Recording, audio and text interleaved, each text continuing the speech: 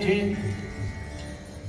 देई भेटी एक वेळा कायम कलिले वने सावजांनी विढिले कान्हया रे जग जेठी देई भेटी एक वेळा हेथवरी होता संग अंगे अंग लपविले कान्हया रे जग जेठी देई भेटी एक वेळा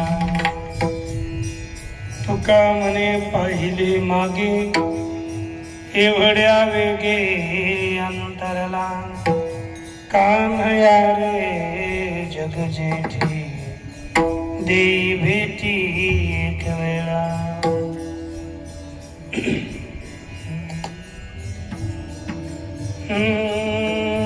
महायोग पीठे तटे भीमराजा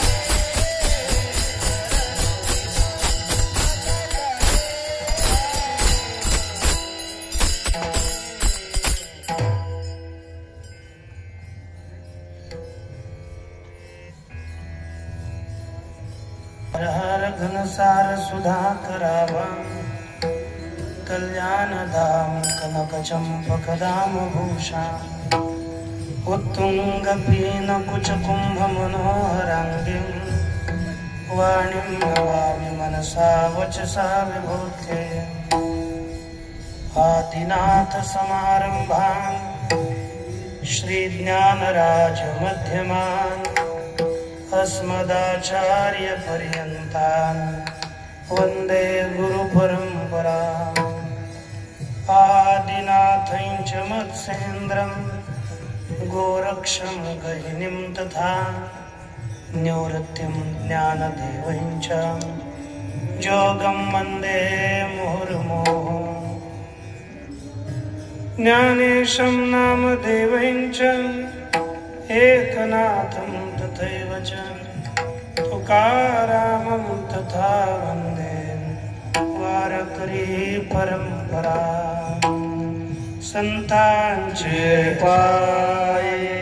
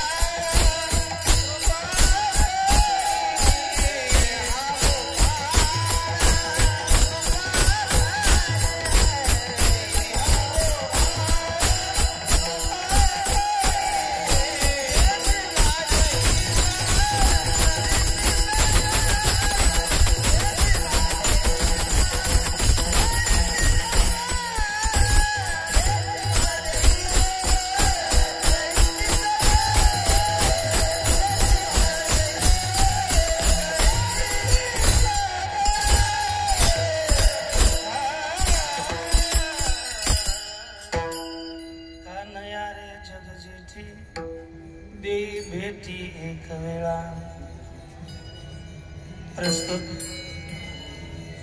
आज कोजागिरी पौर्णिमेच्या निमित्तानं आपल्या पुढे उपस्थित केलेला अभंग श्री जगद्गुरु तुकोबारायांचा आवाज दबला 4 चरणाचा श्री राधेच्या भूमिकेतून भगवान परमात्म्याची अतिशय उत्कट विरहातून अतिशय उत्कट जो प्रेमाचं अत्यंत उच्चतम शिखर त्यातून भगवान परमात्म्याची केलेली ही प्रार्थना आहे। आणि आजच्याच दिवशी सर्व गोपींनी भगवान परमात्म्याची अंतःकरणाच्या तिडकीनं भगवान परमात्मा अंतर्धान पावल्यानंतर प्रार्थना केली। ते दिवस म्हणजे हेच कोजागरी पौर्णिमेची होती. या अभंगाद्वारे जगद्गुरु तुकोबराय प्रेमाच्या उच्च शिखराचं प्रतिपादन करतात. म्हणून या मनुष्य जीवनामध्ये भगवत प्रेम हे प्राप्तच झालं पाहिजे. त्याशिवाय मनुष्याच्या मनाला वास्तविक एक समाधान प्राप्त होत नाही. म्हणून आपले संत तर सांगतात, या प्रेमाशिवाय जरी ज्ञानही देत असेल भगवान तर ते ज्ञानही नको. भक्ती प्रेमा विन ज्ञान नको देवा.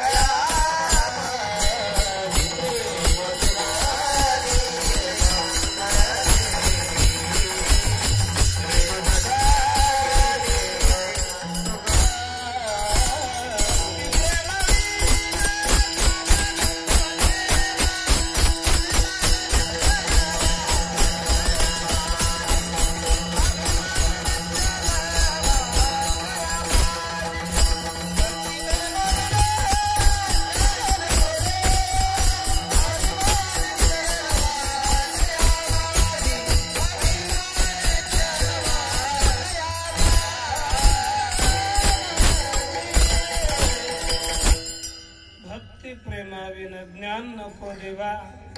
कारण की त्यामध्ये अभिमान नित्य नवा तया माझी. म्हणून आम्हाला केवळ प्रेम सुखच द्या, ही भगवान परमात्म्याकडे संतांची प्रार्थना आहे.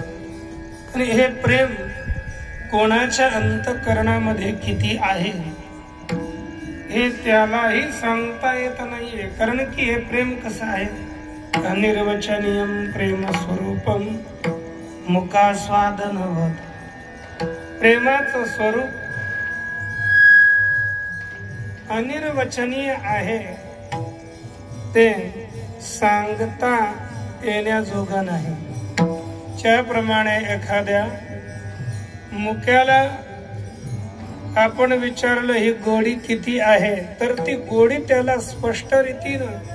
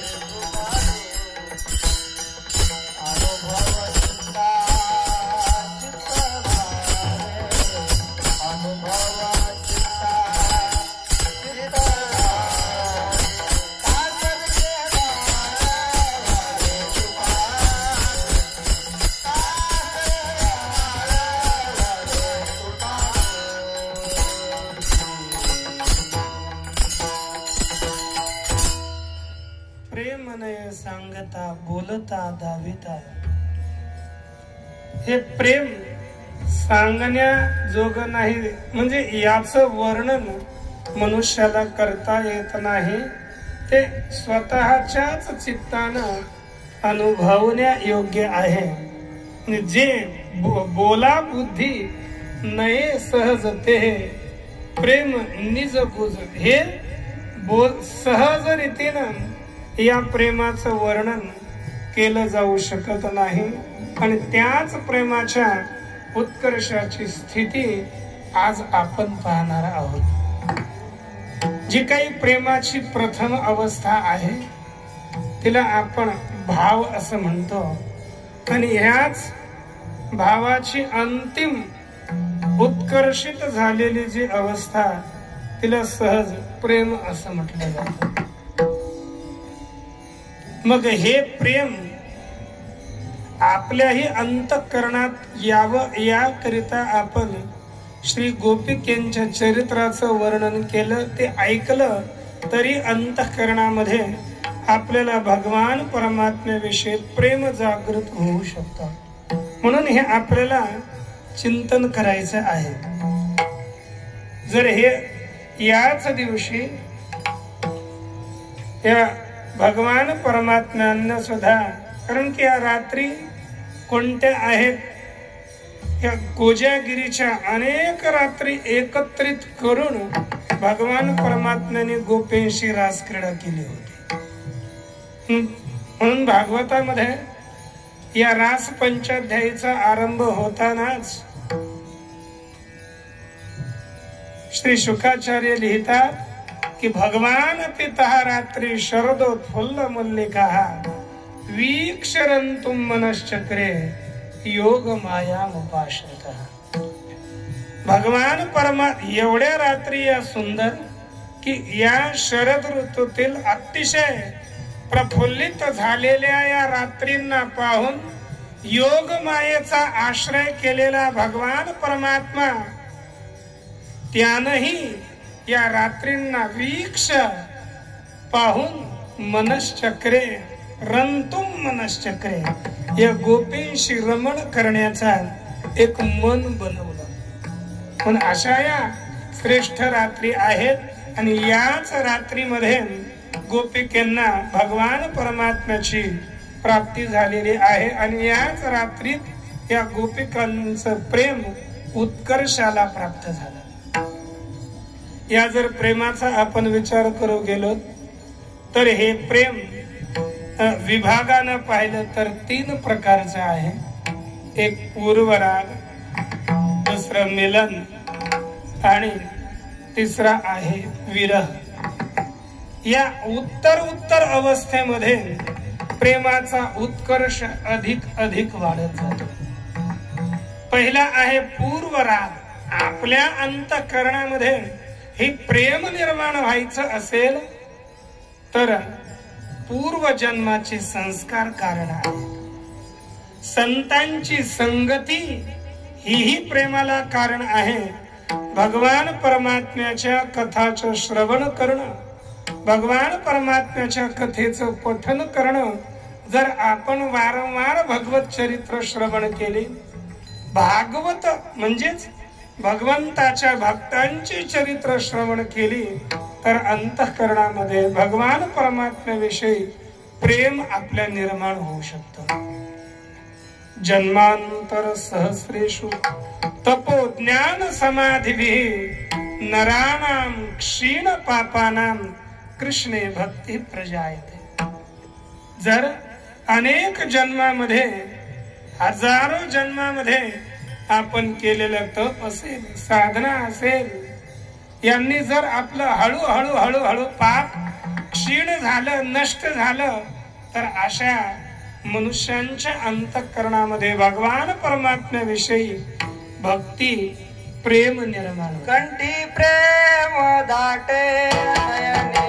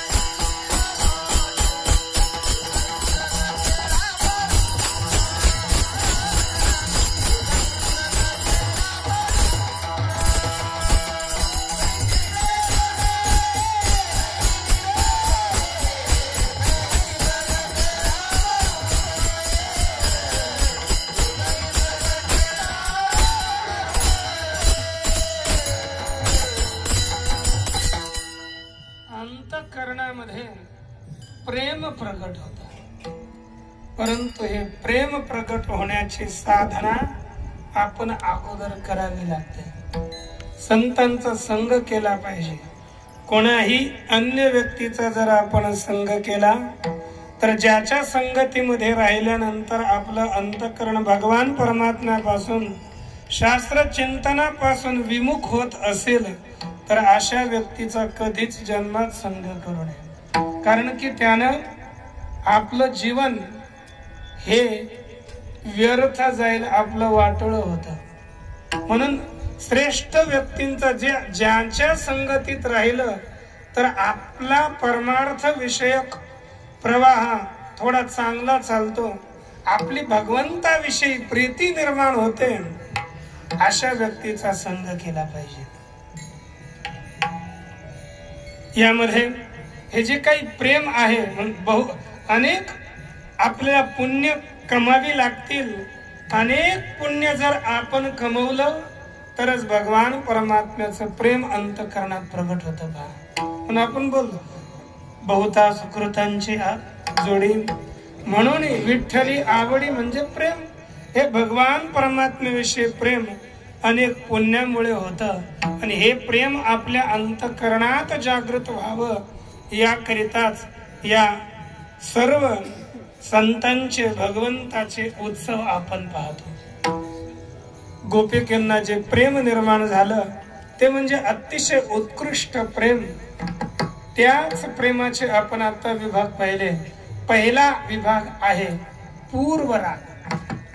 पूर्व म्हणजे भगवान परमात्म्याची कोणीही असो, आपला जो प्राणप्रिय आहे तो प्राणप्रिय व्यक्ती त्या व्यक्तीच्या प्राप्तीच्या पूर्वी अंतःकरणात अतिशय असणारा राग, असणारी आसक्ती, त्याच्या प्राप्तीची असणारी उत्कंठा, हा पूर्व राग आहे. या दिवशी कारण की भगवान परमात्मा आणि गोपिका यांचं प्रेम आपल्याला या भागवतामध्ये पाहायला ठिकठिकाणी मिळतं. लहान असतानाच अगोदरच काही दिवसापूर्वी सर्व गोपींनी भगवान परमात्माच आपला पती व्हावा याकरिता त्यांनी अगोदरच यांनी काय केलं की कात्यायनी मातेचं व्रत केलं. आणि कात्यायनी मातेचं व्रत करून म्हणजेच पार्वती माता त्यांचं व्रत केलं आणि भगवान परमात्मा आम्हाला पतिरूपानं प्राप्त व्हावा याकरिता त्यांनी व्रत केले होते. मग नंतर जी काही वस्त्रहरण लीला आहे, भगवंतानं वस्त्रहरण लीला केली आणि त्या दिवशी त्यांना वरदान तिथे दिलं होतं की मी तुमचा नंतर यथायोग्य वेळेला स्वीकार करेन. आणि असा वेळ ती आजची आली आणि म्हणून भगवान परमात्म्यानं गोपींशी रमण करण्याकरिता एक मन बनवलं. तसा तर भगवान परमात्मा निर्गुण निराकार आहे, परंतु भक्तांशी त्याला लीला करायच्या झाल्या तर तो मायेचा आश्रय घेऊन अनेक प्रकारच्या लीला करत असतो. मग आजच्या दिवशी भगवान परमात्म्याने गोपींशी लीला करायची ठरवली आणि भगवान परमात्म्याने आपली बासरी काढली आणि बासरी वाजवू लागली. मृदु मधुर मधुर वावितो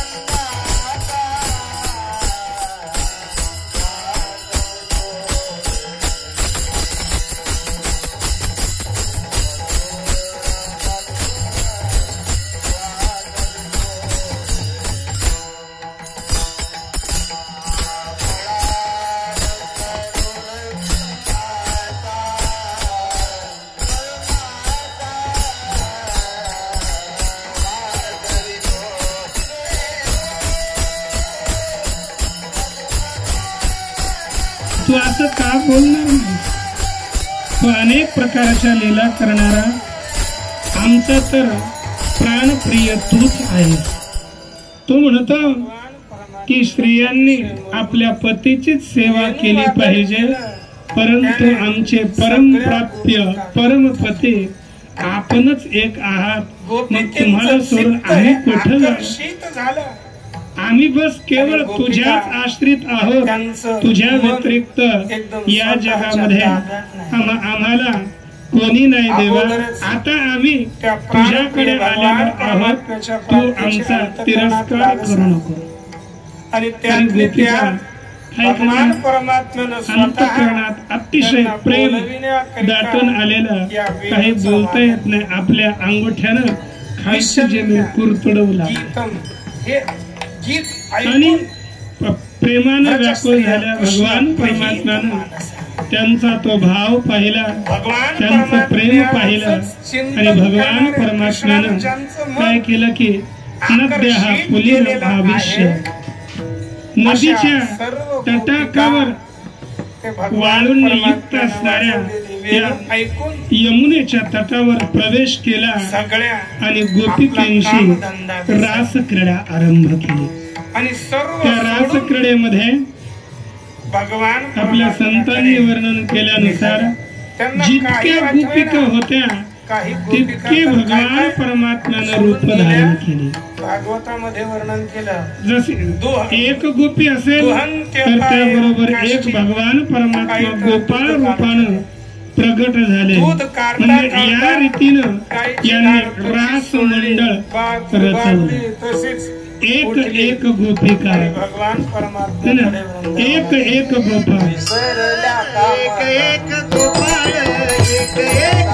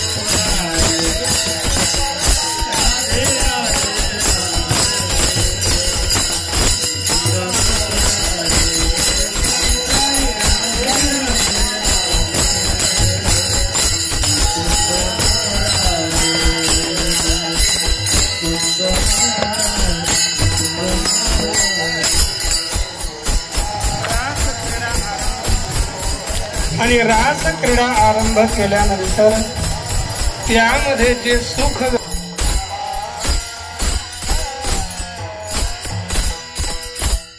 विसरल्या कामधंदा, आपला सर्व काम सोडलं त्यांनी. काही आपल्या मुलांना पाजवीत होत्या, तसंच बालक उचललं तसंच राहिलं. काही शिरा बनवत होत्या, संयम तसाच ठेवून निघाल्या. दूध ठेवलेलं चुलीवर ते ओतू येत हे नाही पाहिजे. काही जणी आपल्या पतींना भोजन करवित होत्या, परंतु जशी वेणू ऐकली तशाच व्याकुळ होऊन ते तसंच काम सोडून निघाले. काही जणी तर काही विंचरण करत होत्या, काही भोजन करत होत्या, परंतु आपली सगळी कामं त्यांनी सोडली आणि भगवान परमात्म्याकडे निघाले. त्यावेळेस पती, पुत्र, सासू, सासरे हे त्यांना वारण करत असत, जाऊ नका, त्यांना रोकवत. परंतु कोणाच्याही रोकल्यानं त्या गोपी थांबेनात. आणि त्या तशाच गोपी जसे वस्त्र उलटे घातलेले असतील, सुलटे घातलेले असतील, अर्धे नेसलेले असतील, तशाच गोपिका निघून भगवान परमात्म्याकडे आले. हा त्यांच्या अंतःकरणातला पूर्व राग आहे, पूर्व प्रेम आहे. आणि ते पूर्व प्रेम फार उत्कृष्ट आहे. गोपिका वृंदावनामध्ये गेल्या. भगवान परमात्म्यानं पाहिलं गोपिका आलेल्या आहेत. आता भगवान परमात्मा पहिलाच खेळी अनेक प्रकारच्या लीला करणारा गोपिकांना पाहिल्यानंतर भगवान परमात्मा गोपिकांना म्हणतात, अहो गोपिकांनो, तुम्ही या ठिकाणी का आलात? गोकुळामध्ये चांगलं तर आहे ना, सगळं खुशाल तर आहे ना, या ठिकाणी कशा करता आलात? तुमच्या घरी सगळे लोक वाट पाहत असतील. पती आहे, पुत्र आहे, सासू सासरे सर्व तुमची वाट पाहत असतील. तुम्ही या ठिकाणी आलात काय? सांगा, तुमचं या ठिकाणी काय काम आहे? गोपिका काय नाही, गोपिका बस भगवंताकडे पाहतात, बोलायला तयार नाहीत. भगवान परमात्मा बोलतात, हा तुम्हाला जर हे वृंदावन पाहायचं होतं तर आता ही नदी, यमुना, हे झाड, ही वेली तुम्ही पाहिली ना? जर ही पाहिली असेल तर आता हे आहे, तुम्ही इथून वापस जाऊ शकता. जर माझ्यावर सगळेच पशु पक्षीही प्रेम करतात म्हणून तुम्ही प्रेम करत असाल तर मला जर भेटायला आले असले तरी तुम्ही आता मला पाहिलंय, आता तुम्ही वापस जाऊ शकता. ही रात्रीच्या वेळेला पतिव्रता स्त्रियांनी आपल्या पतींना सोडून दुसरीकडे. तू असं का बोलणार नाहीस? तू अनेक प्रकारच्या लीला करणारा आमचा तर प्राणप्रिय तूच आहेस. तू म्हणतो की स्त्रियांनी आपल्या पतीचीच सेवा केली पाहिजे, परंतु आमचे परमप्राप्य परमपती आपणच एक आहात. मग तुम्हाला सोडून आम्ही कुठं जावं? आम्ही बस केवळ तुझ्याच आश्रित आहोत. तुझ्या व्यतिरिक्त या जगामध्ये आम्हाला कोणी नाही देवा. आता आम्ही तुझ्याकडे आलेलो आहोत, तू आमचा तिरस्कार करू नको. आणि गोपिका काय करणार? अंतःकरणात अतिशय प्रेम दाटून आलेलं, काही बोलता येत नाही. आपल्या अंगठ्यानं खालची जमीन कुरतडवू लागले आणि प्रेमानं व्याकुळ झाल्या. भगवान परमात्म्यानं त्यांचा तो भाव पाहिला, त्यांचं प्रेम पाहिलं आणि भगवान परमात्म्यानं काय केलं की नद्या पुलिनम आविष्य, नदीच्या तटाकावर वाळूंनी युक्त असणाऱ्या या यमुनेच्या तटावर प्रवेश केला आणि गोपिकेंशी रासक्रीडा आरंभ केली. त्या रासक्रीडेमध्ये आपल्या संतांनी वर्णन केल्यानुसार जितक्या गोपिका होत्या तितके भगवान परमात्म्यानं रूप धारण केले. जसे एक गोपी असेल तर त्याबरोबर एक भगवान परमात्मा गोपाळ रूपानं प्रगट झाले. म्हणजे या रीतीनं यांनी रास मंडळ रचवलं.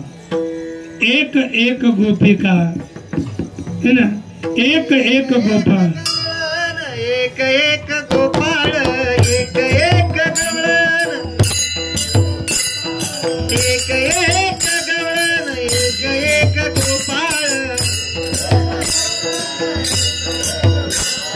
हाती धरुनी नाचती, हाती धरुनी नाचती, हाती धरुनी नाचती, हाती धरुनी नाच.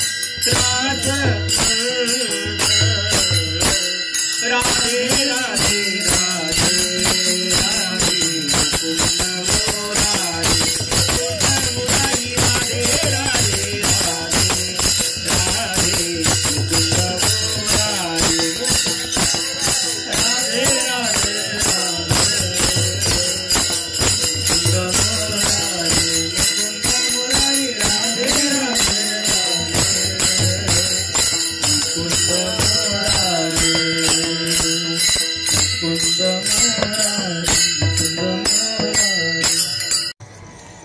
रास क्रीडा आरंभ केली. आणि रास क्रीडा आरंभ केल्यानंतर त्यामध्ये जे पूर्व रागामध्ये आणि जेव्हा भगवान परमात्म्यानं रास क्रीडा आरंभ केली, त्या गोपिकांचा स्वीकार केला, तेव्हा त्यांना जे प्रेम प्राप्त झालं तो मिलनात्मक प्रेम, मिलन राग. मिलन ह्या पूर्व प्रेमापेक्षा श्रेष्ठ प्रेम आहे मिलनातलं. भगवान परमात्मा बोलतात की अरे उद्धवा, त्या गुह्याच निज गुज उद्धवा मी सांगेन तुझ. या हा जो सुखाचे सुख भोज मी अधोक्षज नाचिन्ह. अरे उद्धवा, हे जे काही अतिशय गुह्यातलं गुह्य प्रेम आहे मी तुला सांगतो, सुखाचा सुख भोज असणारा मी तो सुद्धा या रास क्रीडेच्या दिवशी मी नाचलो. ते सुख कोणालाही कळणार नाही. बस ते सुख गोपिका जाणती की माझे मी जाणे श्रीपती. ते सुख कोणाला कळतंय? त्या गोपिकेंना कळेल किंवा मला कळेल. जे रास क्रीडेच्या दिवशी सगळ्यांना जी सुखाची प्राप्ती झाली ते सुख बस आम्ही आणि गोपिका आम्हीच जाणतो. या अतिरिक्त कोणालाही हे प्रेम कळत नाही. आणि प्रेमामध्ये हे दिवस कसे जातात काही कळत नाही. श्री भगवान परमात्मा बोलतात, ही आजची कोजागिरी पौर्णिमेची रात्र जी रात्र छोटी नव्हती, ही रात्र 6 महिन्याची एक रात्र केली होती है ना. आणि त्या 6 महिन्याची एक रात्र करूनही गोपिका बोलू लागल्या की ही क्षणभरच कसं झालं, आज सूर्य लवकर का उगवला. ते रात्री षण्मासाची एक केली होती का. पुन्हा त्या गोपिका अर्धक्षण मानिती वेगी गभस्ती का उगवला. ते रास क्रीडेची राती मी षण्मास केली होती. ही रास क्रीडेची रात्र 6 महिन्याची एक केली होती. आणि गोपिका म्हणतात ते अर्धक्षण मानिती आणि बोलतात की वेगी गभस्ती का उगवला, आज सूर्य लवकर का उगवला. त्यांना इतक्या प्रेमामध्ये डुबून गेल्या होत्या. हा मिलन राग आहे. परंतु काही काळानंतर गोपिकेंनाही थोडा अभिमान झाला. आणि यानंतर म्हणजे याच्या नंतरचा जो आहे तो विरह आहे. विरह आणि तो विरह तसा जर पाहिला तो विरह हा वियोगापासून निर्माण होत असतो. वियोग झाल्यानंतर विरह मनुष्याला होतो. आणि तो वियोग तोही 2 प्रकारचा आहे. एक स्वभावच वियोग आणि दुसरा नैमित्तिक वियोग. स्वभावच म्हणजे स्वभावतः जो वियोग नित्याचा आहे तो स्वभावजन्य वियोग. जीव आणि परमात्मा यांचा जो वियोग झालेला आहे तो स्वभावज आहे. स्वभाव म्हणजे अविद्या माया. या अविद्येच्या मुळे अनादि कालापासून जीव आणि परमात्मा हा भिन्न वेगळा वेगळा. म्हणजे काही 6 पदार्थ अनादि सांगितले. जीव ईश्वर तथा जीवेशयोर भेदा. जीव ईशो विशुद्धा चित तथा जीवेशयोर भेदा. अविद्या तत् चितोर योगः षडस्माकम अनादय. हे 6 अनादि आहेत. जीव ईश्वर ब्रह्म. जीव ईश्वर यांचा भेद अविद्या आणि अविद्या व चैतन्याचा संबंध.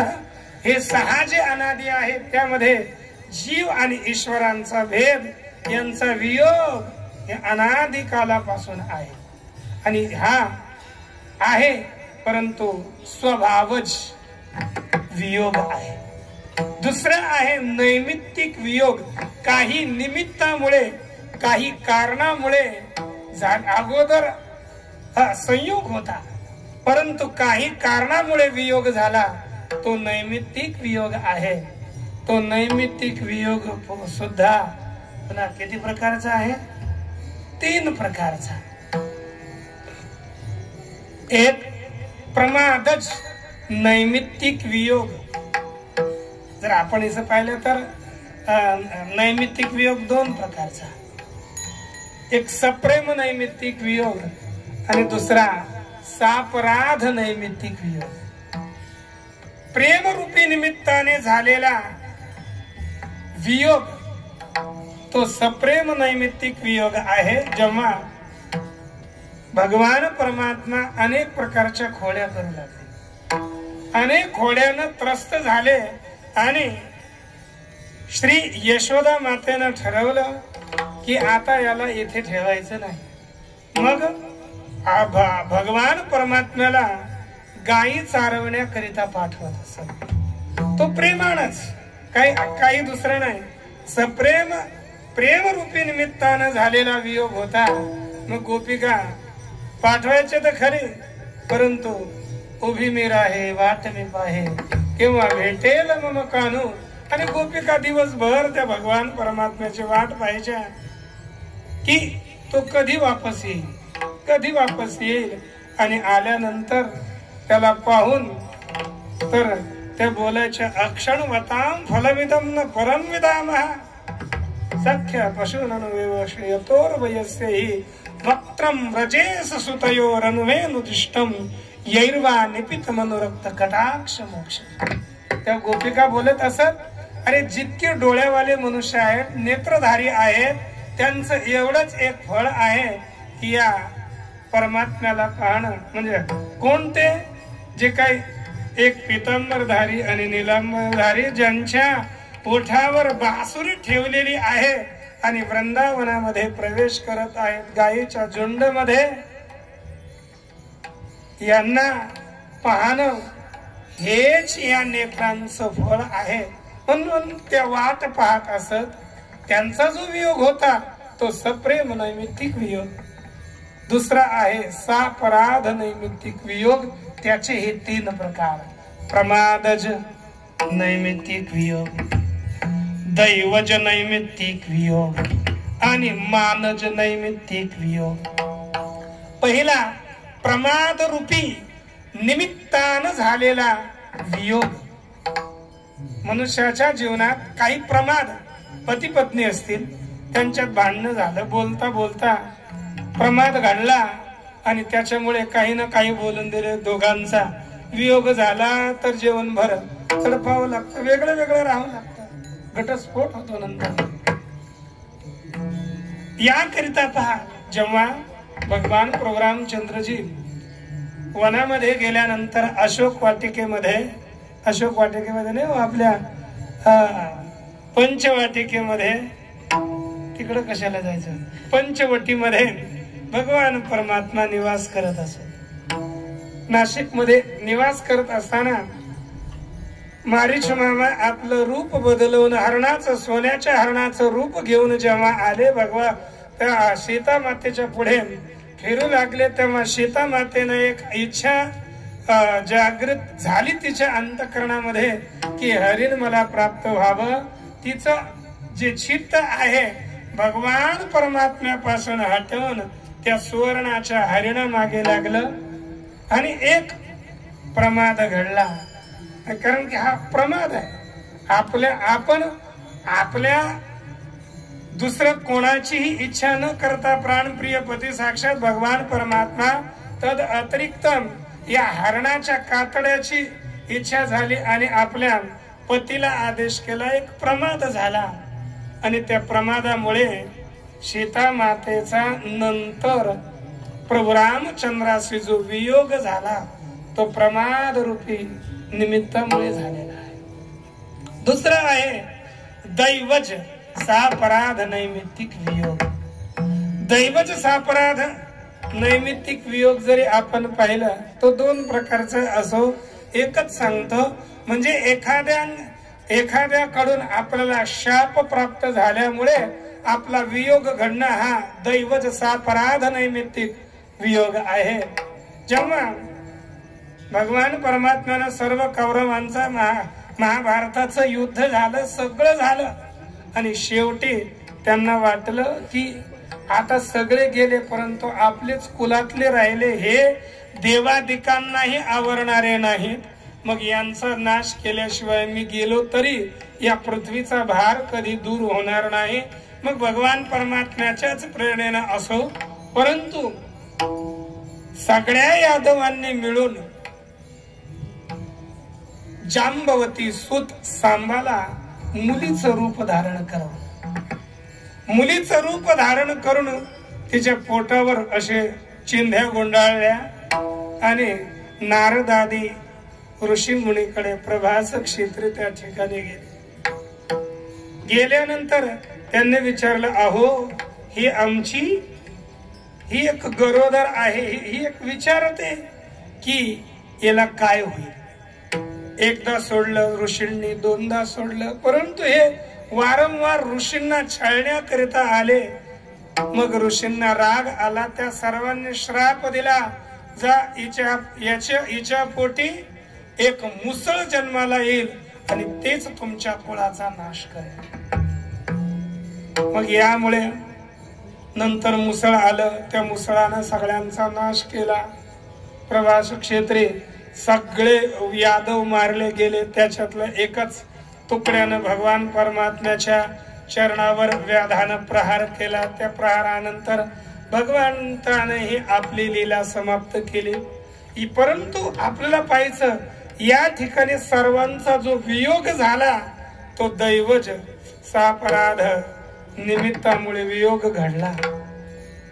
आणि तिसरा वियोग म्हणजे मानज सापराध नैमित्तिक वियोग. मान, आपल्या अंतःकरणामध्ये अभिमान निर्माण झाला तर ते अभिमानानं जर आपला वियोग घडला तो मानज सापराध नैमित्तिक वियोग आहे. या सर्व गोपिकांना असं वाटलं या जगामधील जितक्या स्त्रिया आहेत त्या सर्व स्त्रियांपैकी आम्हीच कोणी श्रेष्ठ आहेत, सर्व स्त्रिया कनिष्ठ आहेत. एवं भगवतः कृष्णात लब्धमाना महात्मनः. भगवान महात्मा कृष्णापासून यांना मान प्राप्त झाला तर त्यांनी मानलं की आम्हीच या सर्व स्त्रियांमध्ये श्रेष्ठ आहोत, असा त्यांच्या अंतःकरणात अभिमान निर्माण झाला. आणि भगवान परमात्म्याला तिळभरी जरी होय अभिमान, मेरू तो समान भार देवा.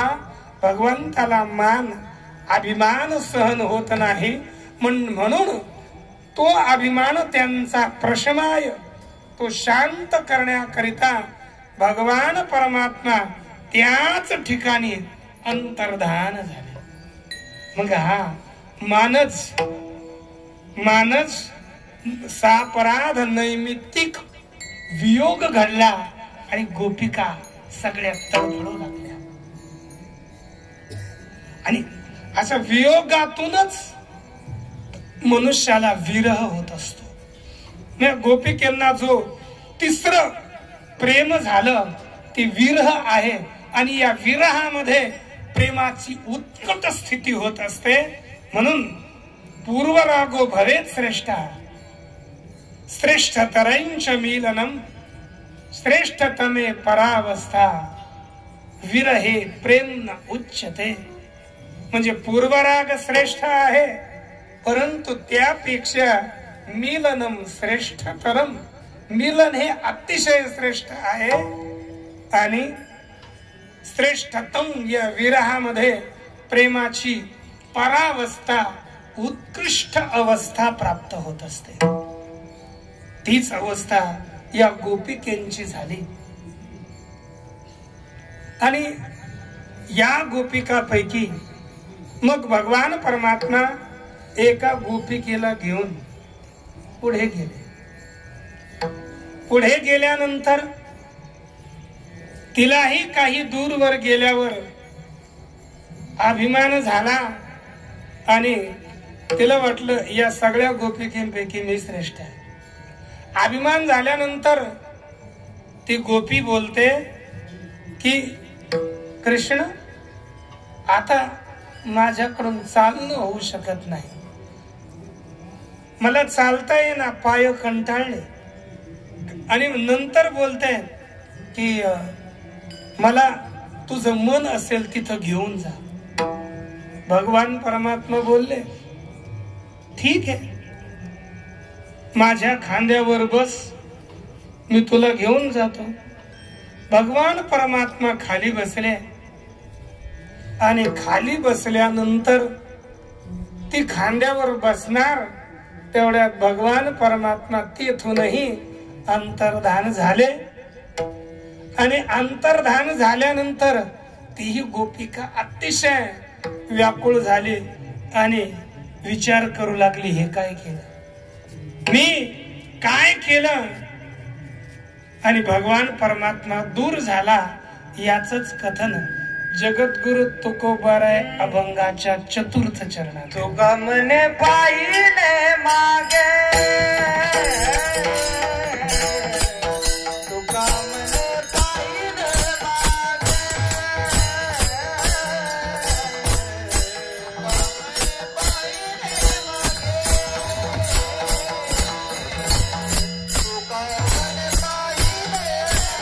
मागे, तुका मने पाहिले मागे, तुका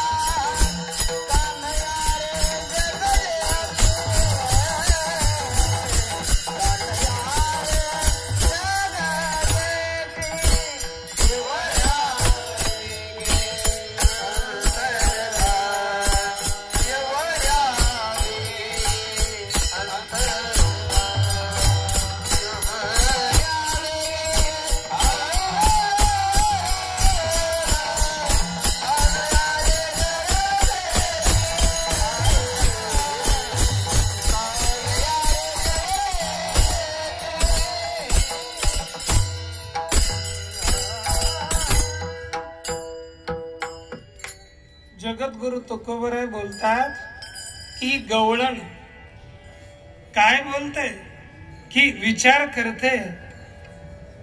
तुका म्हणे पाहिले मागे, ये होड्या वेगे अंतरला. मी मागे पाहिलं आणि एवढ्यातच तो भगवान परमात्मा माझ्यापासून दूर झाला. कारण की गोपीनं आपली दृष्टी मागे ठेवली, पुढे ठेवली नाही. मागे आणि पुढे याचा विचार केला तर पुढे भगवान परमात्मा आहे आणि मागे हा सर्व संसार आहे. दिव्यो ह्यमूर्त पुरुषः सबाह्याभ्यंतरो ह्यजः अप्राणो ह्यमना शुभ्रो ह्यक्षरा परतः परः. हा परमात्मा कसा आहे, अक्षरात परतः अक्षरात परः. पर अशा अक्षराहून, अक्षर म्हणजे प्रकृती माया, तिच्यापेक्षाही परमात्मा पर आहे. तो अज आहे, जन्मरहित आहे, सबाह्याभ्यंतर आहे, प्राणादी सर्वांना रहित. बस एवढंच आहे. तो परतः पर, सगळ्यापासून पर आहे. मग असा तमसा परस्ता, तो तम अज्ञान यापेक्षाही तो परमात्मा पर आहे. आपण त्या परमात्म्याकडे दृष्टी न ठेवता जर आपण देहादिकांकडे दृष्टी ठेवली तेवढ्यात परमात्मा हा अंतरतो त्या परमात्म विषयक असणारा ज्ञान ते लोपल्या जात. म्हणून श्री ज्ञानोबराय बोलतात जे बहुता एका अवांतरू अहंकाराचा भूत संचारू जाहाला म्हणून विसरू आत्मबोधाचा. कारण की हा आपला अहंकार या देहाविषयी झाला अहंकार रूपी भूताचा संचार झाला रे झाला तर आत्मबोध दुरावला जातो, तो परमात्मा दूर होतो. म्हणून गोपिका ही राधा एक अंतःकरणात व्याकुळ होऊन तडफडते की तुका म्हणे पाहिले मागे मी मागे पाहिलं. एवढ्या वेगे एवढ्यानेच तो परमात्मा अंतर्ना दूर झाला. तो परमात्मा माझ्यापासून दूर गेला, व्याकुळ झाला. आणि हा परमात्म्याचा वियोग झाल्यानंतर, कोणाचाही वियोग झाल्यानंतर जो होतो तो म्हणजे विरह. हा विरह अतिशय उत्कट झाला. तेवढ्यात आता ही गोपी व्याकुळ होऊन त्या ठिकाणी तशीच विचार करत होती. तेवढ्यात सगळ्या गोपिका शोधत शोधत शोधत आल्या आणि तिनं या राधिकेला पाहिलं, त्या गोपींनी पाहिलं आणि विचारलं की तो प्राणप्रिय परमात्मा कुठे आहे, सांग तू कुठे. तर त्याचं उत्तर देताना ती गोपिका तिसऱ्या चरणात बोलते, दासंग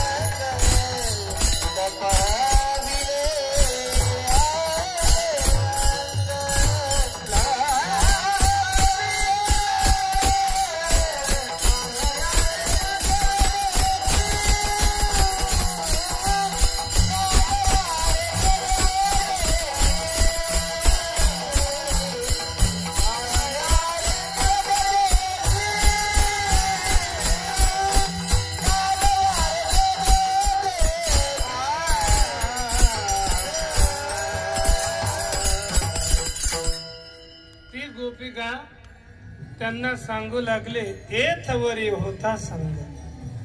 आतापर्यंत त्याचा माझा संग होता, परंतु त्यांना स्वरूपतः ते लपविलं, ते स्वतः गुप्त झाले. कारण की माझं त्यांनी कारणही पुढे अगोदरच सांगितलं होतं की मी मागे पाहिजे, या देहाकडे माझी दृष्टी गेली, माझ्या अंतःकरणात अभिमान निर्माण झाला. याच्यामुळे त्या परमात्म्याने येथपर्यंत संग होता, परंतु ते स्वतः गुप्त झाले माझ्यापासून एक हे सखी, तो परमात्मा निघून गेला. या प्रकारे सर्व गोपिका या विरहानं व्याकुळ झाल्या. आणि व्याकुळ झाल्यानंतर मनुष्य काय बोलेल? भगवान परमात्म्याची प्रार्थनाच करेल आणि काय काय करणार? कारण की ते बोलतात, काय मोकलिले वनी सावजांनी वेढिले. मला या सावजांनी हिंस्र पासून युक्त असणाऱ्या या वनामध्ये आम्हाला का सोडलं? मला तू का टाकलं हे कन्हैया? आणि या प्रकारे हिंस्र आज जर तसं जर पाहिलं तर वन नित्यम वृंदा वनम वनम या राधिकेच्या आणि भगवान श्रीकृष्णाच्या क्रीडेचं स्थान म्हणजे वृंदावन आहे. या वृंदावनामध्ये आम्हाला का सोडलं असंही आपण पाहतो. परंतु सावजांनी वेढिले याचा जर आपण आध्यात्मिक तात्पर्य जसं घेतलं तर जे तो विषयांची मोठ झाडी, माझी काम क्रोधांची साखडी, एवढंच अपेक्षित आहे, पुढे नाही. कारण की विषयांच्याच या अफाट झाडीमध्ये, कारण की आपल्यासारख्या साधकांना आपण प्रार्थना करू की या विषयांच्या दाट झाडीमध्ये, किर्र झाडीमध्ये आम्हाला का सोडलं? आणि त्यामध्ये माझी आणि हिंस्र पसे माझी काम क्रोधांची साखळी.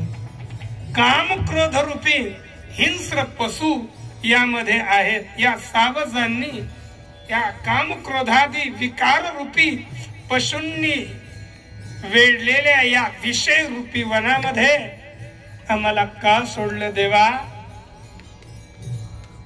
काय मोकलेले वनी सावजांनी वेढिले. तुला आमची दया येत नाही रे? अरे त्या एका नकरानं पकडलेल्या गजाला सावजे हातीरू धरले, ते तया काकुळती माते स्मरले की तयाचे पशुत्व वाव झाले. पुढे पातलिया माते. मग या त्याचा तुम्ही उद्धार केला. आम्ही तर तुझे देवा भक्त आहोत आणि आम्ही तुझे भक्त असताना तू आम्हाला या वनात का सोडलं? या प्रकारे या गोपिका विरहाने युक्त झाल्या. तो विरह जर पाहिला तर 3 प्रकारचा आहे. आता सांगायला समय नाहीये. एक आहे भविष्यत विरह, वर्तमान विरह आणि भूत विरह.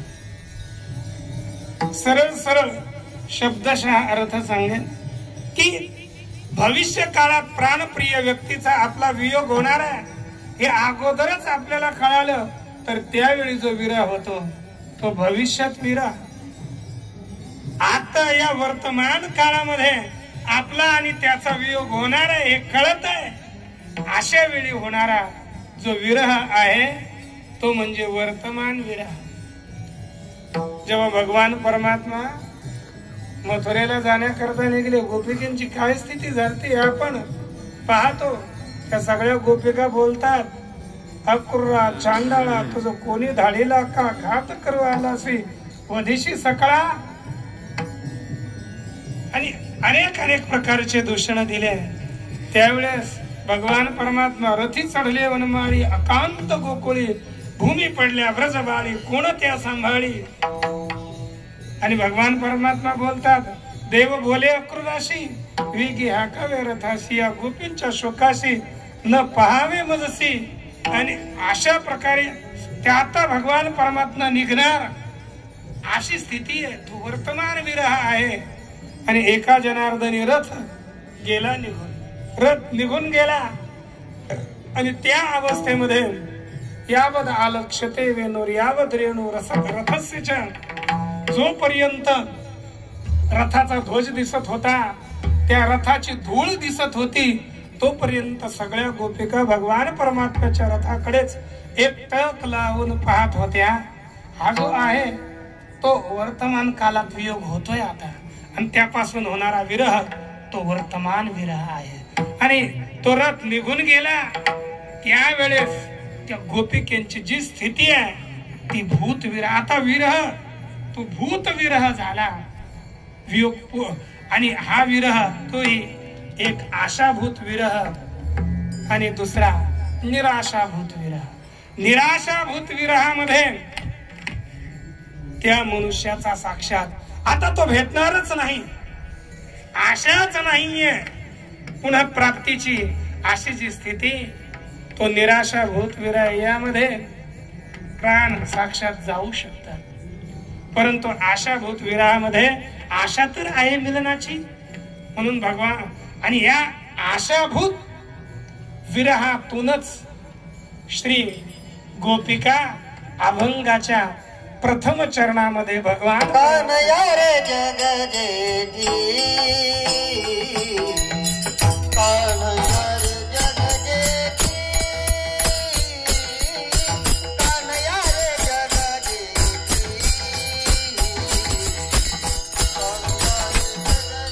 जेठी.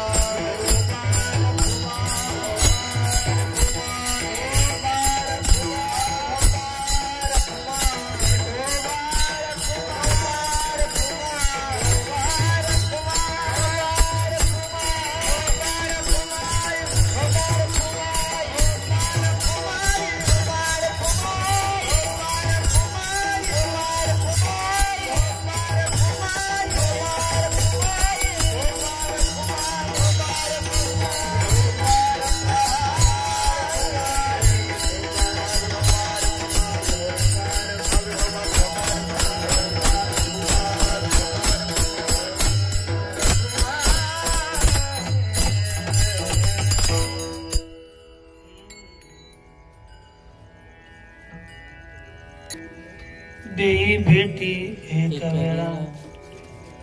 आशाभूत विरहातून, आशा आहे, भूत विरह आहे, परंतु आशा असल्यामुळे तो आशाभूत विरह आहे.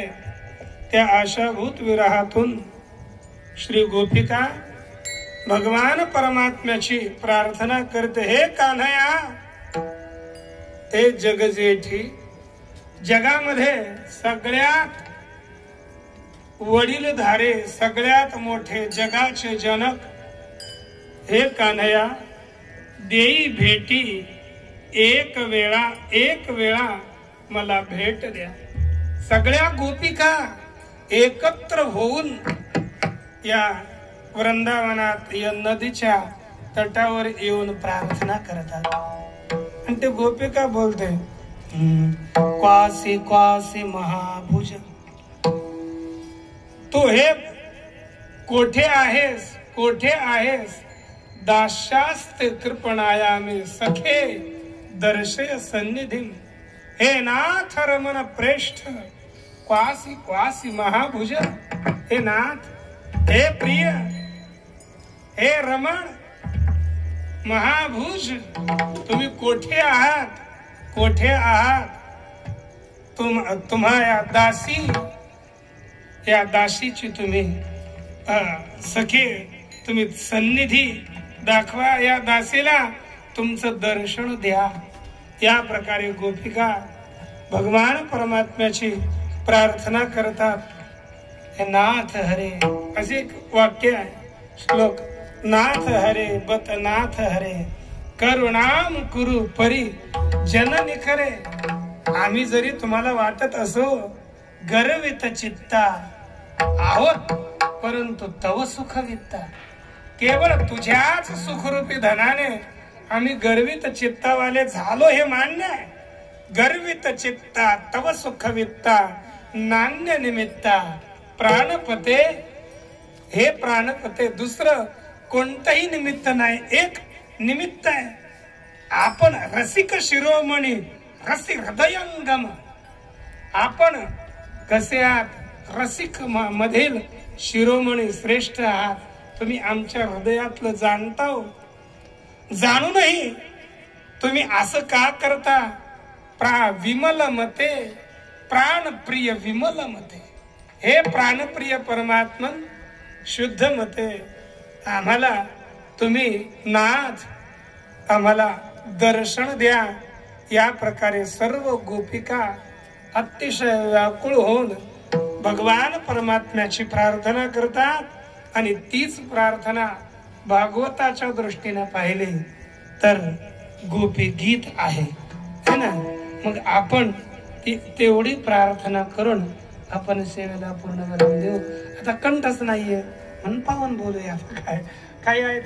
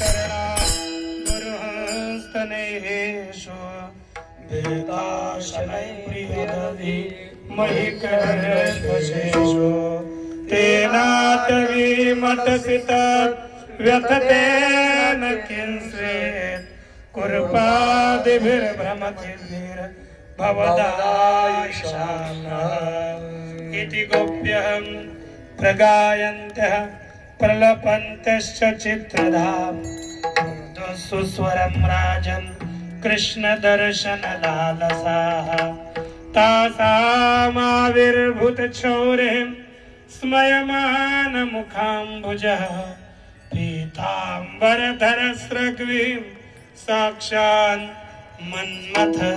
मन्मथः। श्री भगवान परमात्म्याची या प्रकारे सर्व गोपींनी अतिशय करुणेनं प्रार्थना केली आणि त्या प्रार्थनेनंतर जे आपण शेवटी 2 श्लोक पुढच्या अध्यायात वाचले, या श्लोकामध्ये सांगितलं की तासाम आविर्भूत छौरी साक्षात मन्मथ कामदेवाचं सुद्धा मंथन करणारा भगवान परमात्मा त्या गोपिकेमध्ये आविर्भूत झाला, प्रगट झाला। तसाच याच दिवशी याच रात्रीला भगवान परमात्म्याची गोपींनी प्रार्थना केली आणि तो भगवान परमात्मा त्या गोपिकेमध्ये प्रगट झाला। तसाच त्यांचीच प्रार्थना आपण त्यांचंच अनुगमन करत तो भगवान परमात्मा आपल्याही अंतःकरणामध्ये प्रगट हो आणि त्याचा सगुण व निर्गुण दोन्ही प्रकारचा साक्षात्कार हो। आपण त्या भगवान परमात्म्याकडे त्या गोपिकेकडे अशीच प्रार्थना अशीच आशा ठेवून याच ठिकाणी आपण सेवेला पूर्ण विराम देऊ। ज्ञानेश्वर